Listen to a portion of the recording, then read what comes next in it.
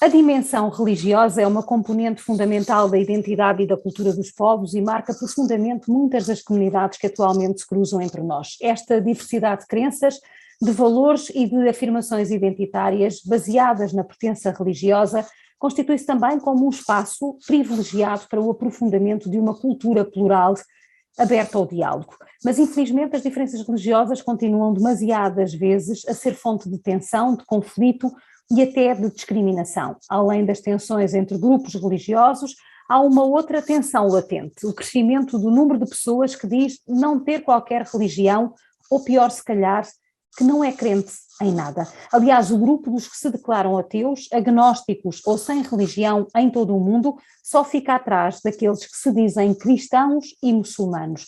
Em média, segundo os dados do primeiro relatório sobre o panorama global da religião, desenvolvido pelo Pew Institute de Washington, sobre religião e vida pública, publicado há já quase 10 anos, 31,5% da população mundial diz cristã, incluindo católicos romanos, ortodoxos e protestantes. Em seguida vêm os muçulmanos, sunitas e xiitas. A partir do dia 18 deste mês, entraremos na Semana da Oração pela Unidade dos Cristãos, promovida pelo Pontifício Conselho para a Promoção da Unidade dos Cristãos e pelo Conselho Mundial das Igrejas. A data de 18 a 25 de janeiro foi instituída em 1908 por Paul Watson, e a passagem do Evangelho de Mateus que serve de base à semana deste ano, vimos uma estrela no Oriente e viemos adorá-la, aponta-nos para a luz como sinal de esperança que conduziu os magos e que nos convida também ao nosso próprio caminho. E como estamos precisados desta luz, neste tempo tão conturbado, de tantas guerras, de tantas discórdias, de tanta falta de paz, a começar pela própria pandemia que há 2 anos não nos dá tréguas. O meu convidado deste Palavras que Abrem Caminho é Paulo Silva, natural de São Miguel, professor de filosofia, pastor presbiteriano durante mais de 4 décadas, tendo sido também o presidente do Conselho Português das Igrejas Cristãs, órgão que integra as igrejas lusitana, comunhão anglicana, metodista portuguesa, presbiteriana e mais recentemente a Igreja Evangélica Alemã do Porto, e que tem procurado a cooperação com outras igrejas, seja em Portugal, a Igreja Católica e igrejas da Aliança Evangélica Portuguesa, entre outras. O meu convidado foi também reitor do Seminário Evangélico. Agradeço a generosa vontade de partilhar saber e experiências. Esta conversa é também um sinal desta semana que antecipa o diálogo.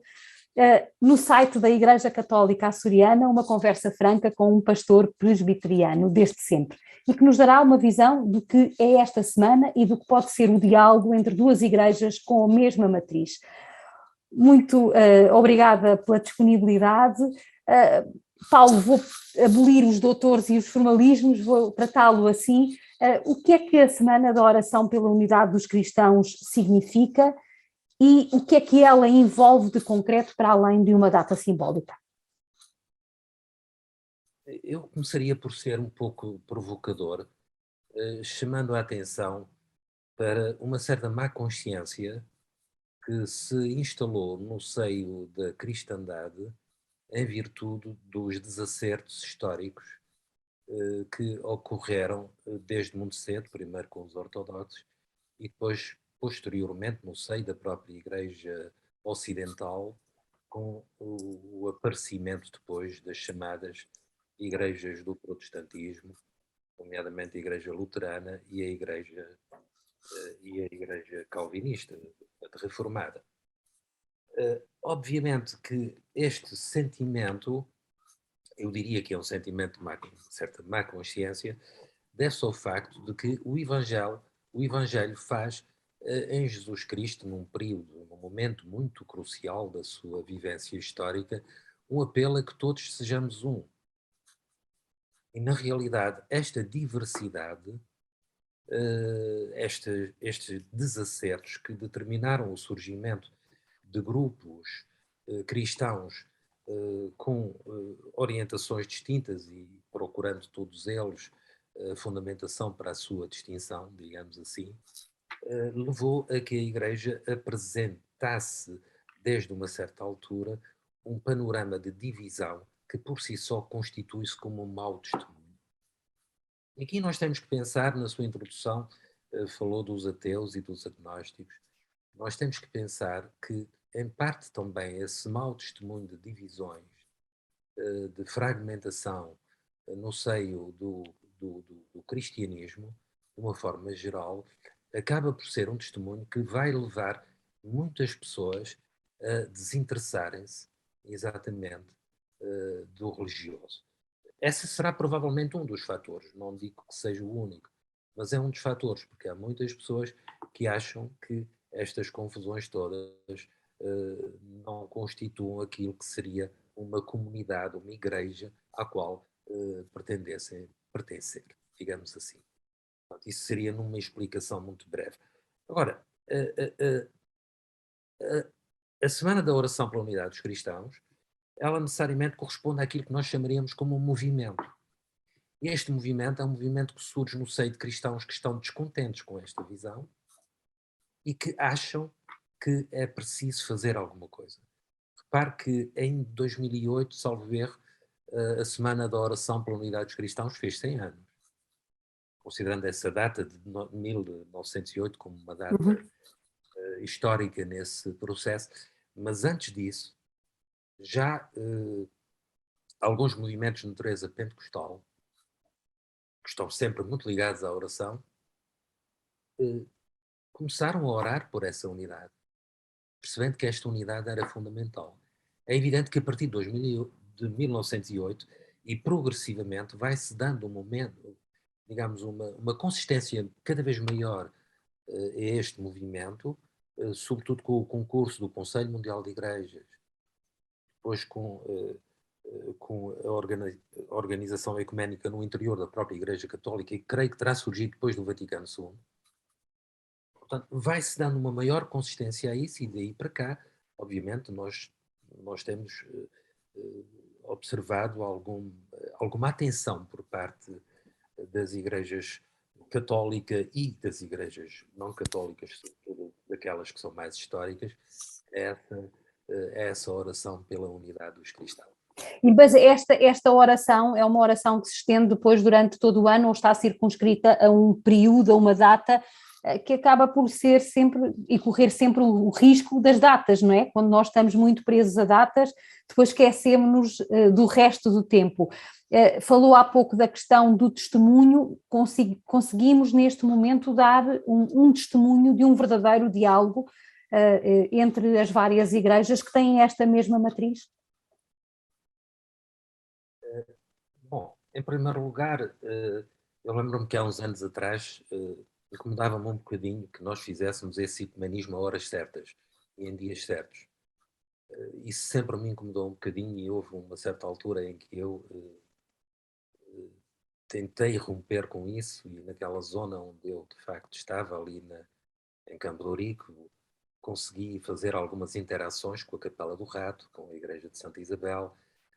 Foram momentos muito interessantes e muito marcantes do ponto de vista ecuménico. Ora, quer dizer, nós temos que admitir que as igrejas, de alguma forma, são instituições que pretendem que esses movimentos corram dentro De um espartilho quase, de um cânon. Mas é isso mesmo, dentro de um cânon. Eu penso, não sei se já me perdi da sua questão, mas penso que a Semana de Oração pela Unidade, ela pode ser entendida de uma maneira um bocadinho diferente, que é dizer, no fundo, o que é que nós podemos fazer pela unidade? Sentar-nos à mesa, fazer acordos, dizermos, prescindirmos de umas coisas, aceitarmos outras, etc. Portanto, tentarmos fazer uma espécie de acordo, enfim, de contrato para permitir que isto aconteça. Eu penso que não é por aí. Isto não vai funcionar por aí. Porque a questão da divisão é uma questão essencialmente humana. E é preciso, para nós, de certa maneira, não sucumbirmos ao nosso egoísmo, ao nosso egocentrismo, ao nosso pensamento sobre determinadas coisas. Compreenderá, como eu, que portanto, muitas denominações enfim, mantêm-se unidas à volta de ideias que são muito pouco consistentes e de diferenças que têm um interesse muito relativo. Mas os seres humanos são assim. Agarram-se a tudo para sustentarem os seus pontos de vista individuais. Eu diria que aqui o que nós temos que fazer não é dizer, bom, todas as igrejas são verdadeiras, isso é uma questão muito complicada. Isto é cair num relativismo absoluto, não se trata disso. As doutrinas são todas verdadeiras em todas as igrejas, isto seria uma coisa um pouco inaceitável do meu ponto de vista. Mas o que nós temos que perceber é que o caminho da unidade é um processo. Não é algo que esteja decretado e imposto de alguma forma. É um processo. E dizer que, na realidade, o empenhar-se nesse processo através da oração pode ser uma maneira de nós caminharmos juntos, mesmo com as nossas diferenças, enfim, com as nossas idiosincrasias. Embora, à medida que nós vamos evoluindo, pelo menos eu próprio tenho muito essa sensação em que vou evoluindo na idade, vou relativizando todas essas coisas para pôr em evidência aquilo que é mais importante. E no Evangelho, nós sabemos que o cerne do Evangelho não é a doutrina, o cerne do Evangelho é a teologia do amor, do afeto, do encontro, da compreensão. Pronto, é a aceitação basicamente do outro. É o querer perder-se para se reencontrar. E, portanto, é nesta linha que eu acho que nós podemos talvez avançar. Eu não estou a ver muito bem nos próximos anos, se calhar, que as pessoas se sentem todas à mesa e venham tomar essa decisão. Quando o Concílio do Vaticano II defende, avança no sentido do ecumenismo, a sua intenção era a intenção da reintegração dos cristãos ortodoxos e protestantes dentro da própria Igreja Católica. Portanto, esse desejo de reintegração pode ser visto por aqueles que estão de fora de uma maneira um pouco estranha. Portanto, mas eu estou muito bem aqui, porque é que me é de reintegrar, não é? Portanto, eu é que tenho a verdade, porque é que eu hei de entrar numa coisa onde a verdade não existe? A questão da verdade é o problema, como dizia a filósofa judia Hannah Arendt. A verdade gera dinâmicas de totalitarismo e, a partir daí, coloca as pessoas em situações de grande conflitualidade. Sobretudo quando a verdade é assumida como uma posse. Quando ela é vivenciada por nós como um processo, como um desejo de ir à procura dessa mesma verdade, então aí estamos numa situação completamente diferente. Ninguém tem a verdade, todos procuramos e vamos caminhando para lá. É um pouco essa. Nós temos uma matriz comum, que eu me atreveria a dizer ao mesmo tempo, se calhar cometendo uma asneira enorme, que me desculpem os professores de matemática, temos um menor denominador comum, que é o máximo denominador comum nos dois ramos, nestes ramos do cristianismo, quer da Igreja Católica, quer das igrejas evangélicas, presbiteriana, luterana, calvinista, etc. Aquilo que eu lhe pergunto é: haverá possibilidade de transformarmos este denominador comum em máximo denominador comum para podermos avançar, não através de eventos, mas através de um processo sério de construção de um caminho a 2, a 3, a 4, a 5, aquilo que for? Sobretudo, talvez, se esse caminho não começar por ser a discussão das nossas diferenças. Se começar a ser, efetivamente, alguma coisa que vai destruir as fronteiras e que nos permita circular tranquilamente e podermos estar uns com os outros, mesmo que a nossa origem tenha sido protestante, podermos estar com os católicos em circunstâncias perfeitamente normais e não em horas certas, sempre que seja necessário. As razões do entrave a um verdadeiro e profícuo diálogo entre as várias confissões religiosas devem-se só a esta nossa condição humana, a este nosso desejo de querer de alguma forma arrebanhar para o nosso lado, se é que há um nosso lado, mas utilizando a linguagem que está, ou que parece dificultar este verdadeiro diálogo, dizia eu, arrebanhar para o nosso lado mais crentes, ou efetivamente há outras razões de fundo que importa ponderar para que melhor possamos compreender esta falta de unidade? Eu creio que a questão é essencialmente humana. Eu creio que é, porque, na verdade, sei lá, um dia agora no Natal, nas férias de Natal, andei a ler muito sobre filosofia e animais. É uma coisa um pouco estranha, mas pronto. E a ideia com que eu fiquei é que, ao ler sobre símios, compreende-se perfeitamente que a dimensão da conflitualidade é diferente nos símios relativamente a todos os outros animais. É uma coisa curiosa. E então eu dizia, enfim, brincando um pouco com isso, dizia um amigo meu, mandei-lhe uma mensagem, dizia: olha, estou encerrado em casa a ler sobre símios e a aprender imenso sobre os humanos. E de facto o que se passa é que isso tem que ver com a nossa condição. Nós precisamos de um contrato. Não é porque nós, de uma maneira muito, muito natural, somos sociáveis. Nós não somos sociáveis naturalmente. Somos sociáveis com muitas limitações, com muitas dificuldades. Os conflitos surgem todos os dias, nas mais diversas instâncias da nossa vida. E, portanto, e quando esses conflitos surgem, as pessoas enchem-se de razão e dizem: eu é que tenho razão, o outro não tem razão. Eu peço desculpa por estar a falar de uma forma assim tão informal. Mas essa é a realidade, quer dizer, esta é a realidade da nossa vida, individualmente, coletivamente, universalmente. Porque se não fosse assim, não havia conflitos em lado nenhum. E, na verdade, eu acho que a questão é essencialmente uma questão de natureza humana. E, obviamente, o cristianismo é muito antinatural nesse aspecto, porque nos pede para fazer exatamente aquilo que é o contrário da nossa própria natureza.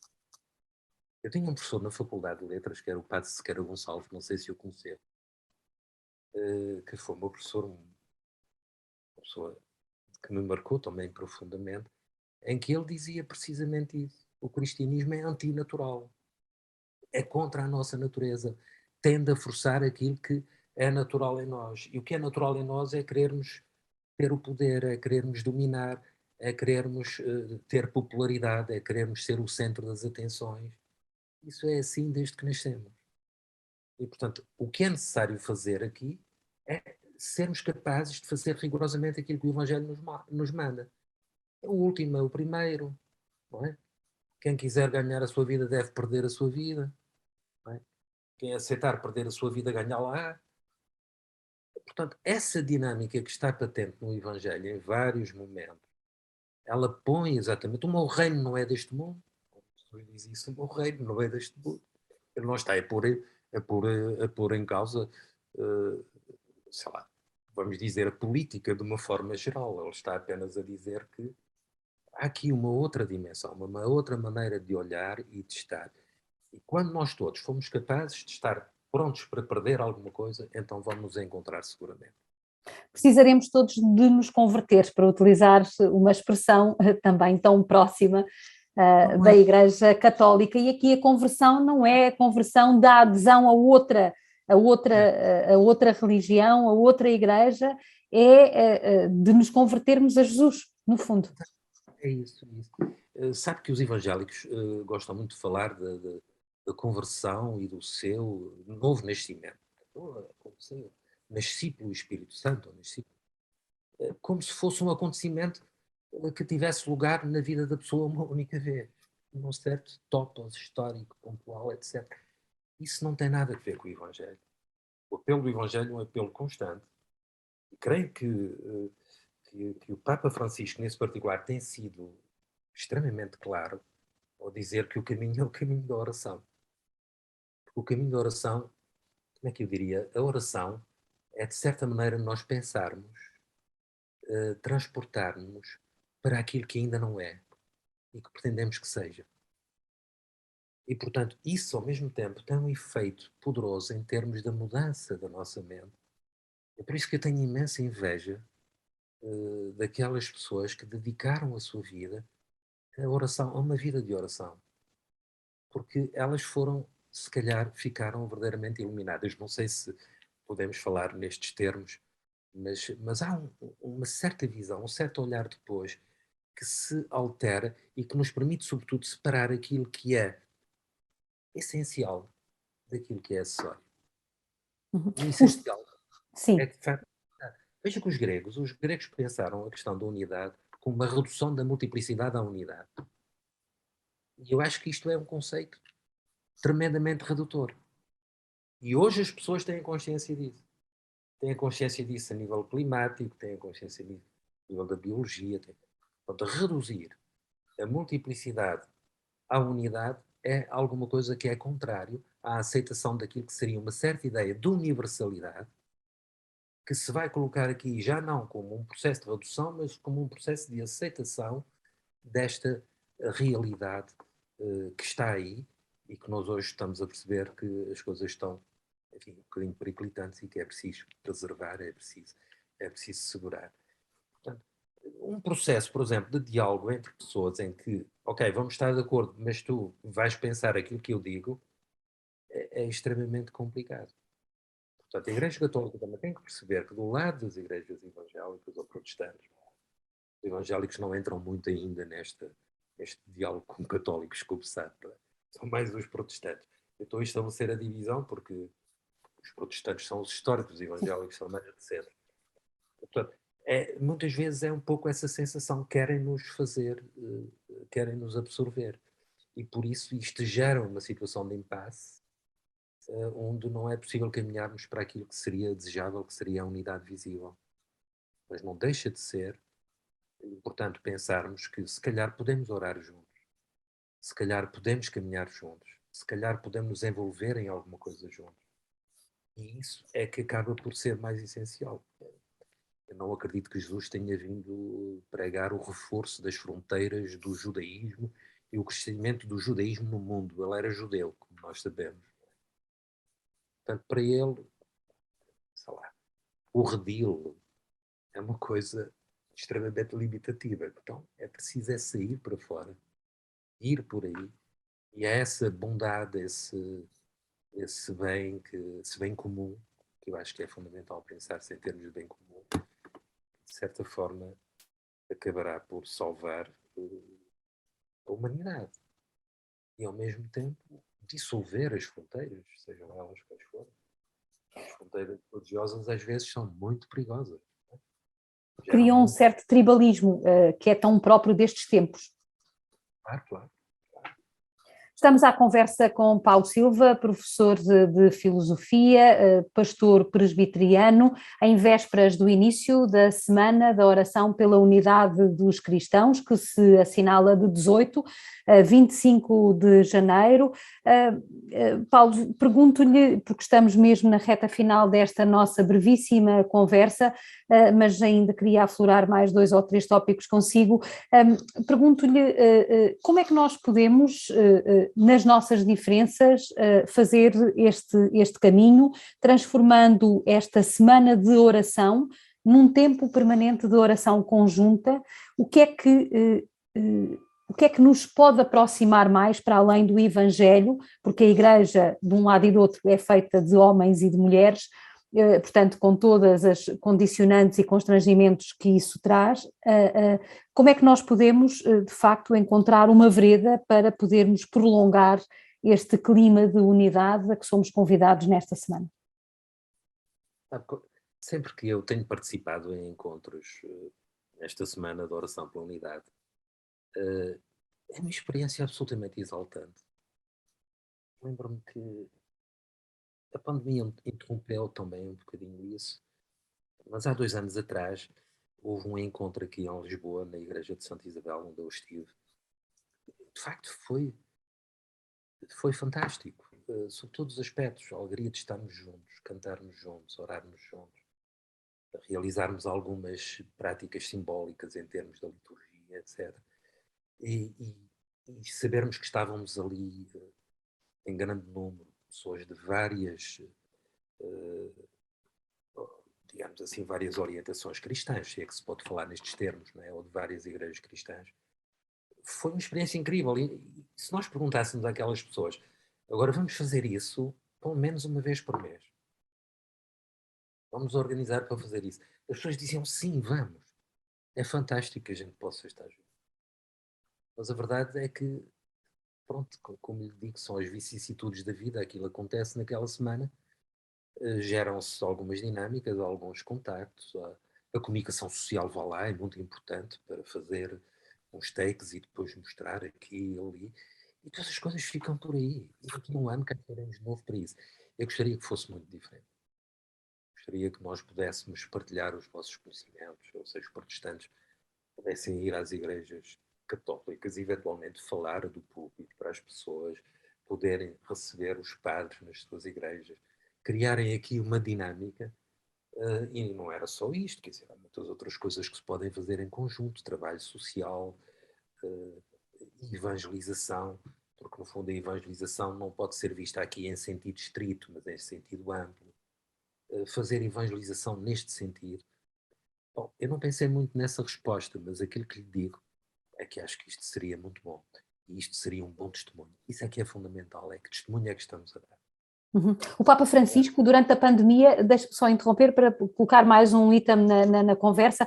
O Papa Francisco, durante a pandemia, afirmou várias vezes, e a frase tem sido repetida até à saciedade por toda a gente: ninguém se salva sozinho.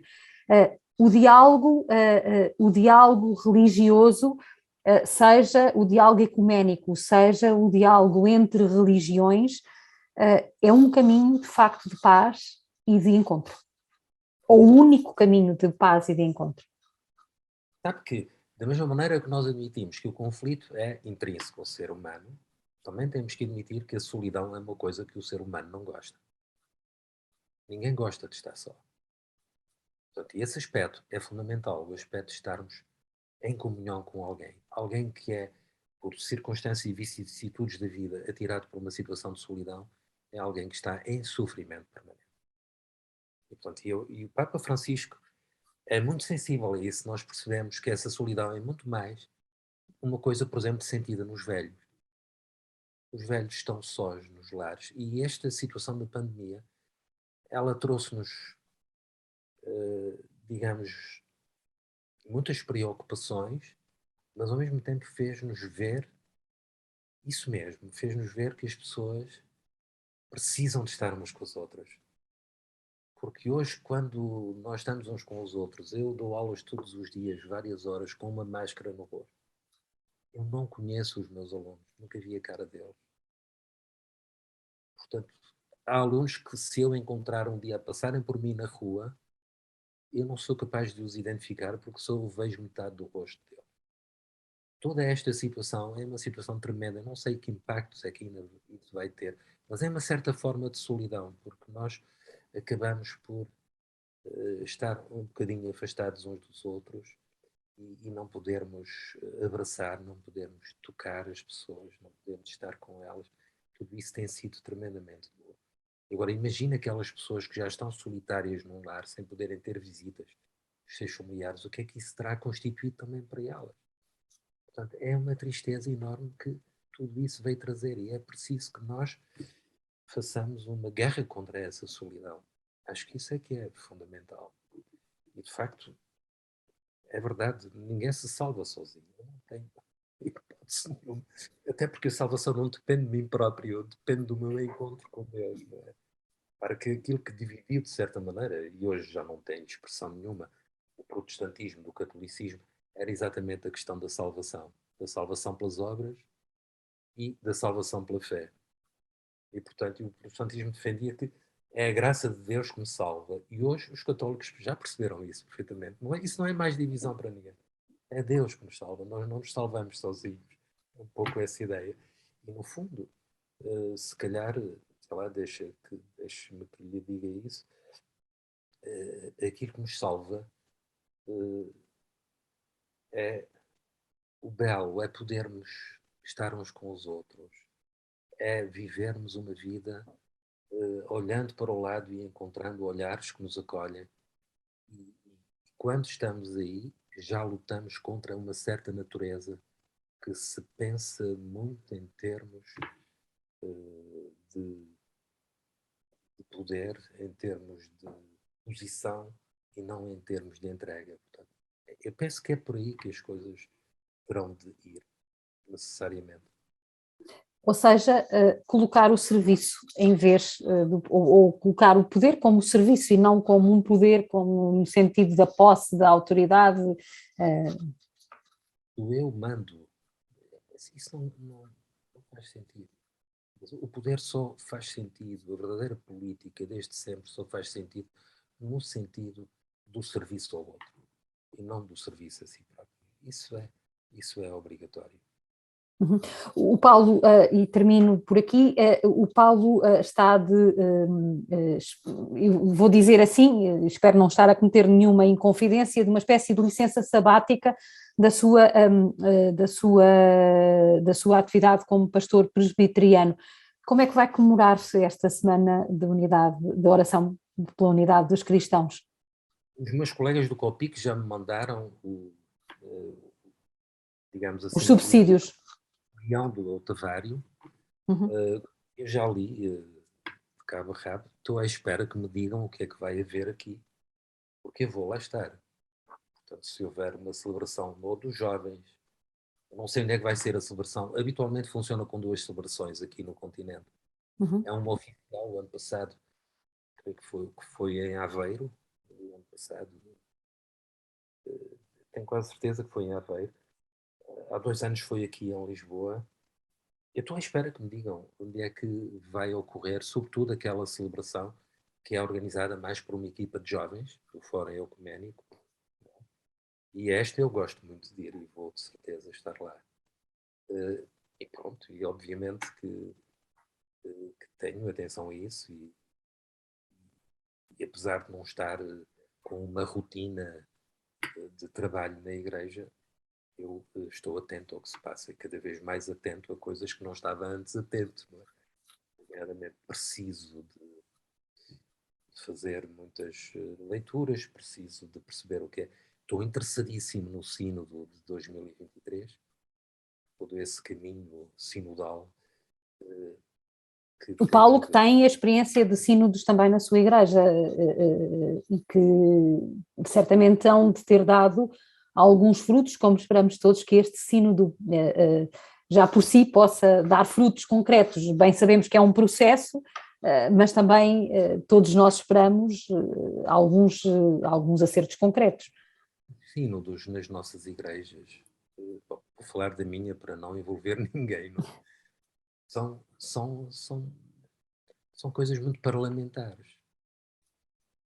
E esse parlamentarismo, do meu ponto de vista, gera dinâmicas de desencontro. Se nós virmos o que acontece no nosso Parlamento, as pessoas estão ali a defender o seu bocado, a defender o seu ponto de vista. E essa experiência não é para mim uma experiência muito interessante, sinceramente. As experiências de sínodo que eu tive, e assisti para aí a mais de 30 sínodos ao longo destes anos, porque nós basicamente quase todos os anos fazemos um sínodo, e são experiências que às vezes são difíceis, porque são discutir coisas onde não há um pensamento prévio muito elaborado. Aquilo que me interessa neste sínodo, sobretudo, é toda a preparação que vai sendo feita. Perdão, os textos que vão sendo publicados, vamos conseguindo ouvir nos, nos órgãos oficiais, portanto, vão dando essa indicação de que há um caminho que se está a fazer que não vai resolver os problemas todos. Eu sei que os problemas não vão ser todos resolvidos na Igreja Católica. A questão, por exemplo, do celibato dos padres, ou, por exemplo, do Ministério das Mulheres na Igreja, etc. Eu não estou muito convencido que isto se vai resolver, mas o simples facto de se ter retomado, digamos assim, algum pensamento produzido no Vaticano, no Concílio do Vaticano II, para estarmos agora a tentar fazer com que a Igreja caminhe numa direção que se atualize mais e que esteja mais presente no meio das pessoas, isso interessa-me. E eu estou convencido que este processo, se calhar, poderá conduzir a uma altura em que há um sino de que seja um momento de unidade, um momento de concórdia e não propriamente um lugar de tensões, em que se digladiam aqueles que pensam que o mundo é uma coisa cristalizada e fixa e aqueles outros que acham que o mundo é uma processualidade. São essas duas visões que estão aqui. Em tudo na vida, são essas duas visões. Há pessoas para quem o mundo é aquilo e não pode sair daquele quadrado. Há outros que dizem, não, o mundo é uma processualidade. E a Igreja Católica tem grandes desafios para poder conciliar coisas que surgiram no universo de cristalização de ideias com outras que agora se estão a pôr e que, de certa maneira, não são muito consonantes com aquilo que antes já estava a ser pensado. É um processo interessante de observar.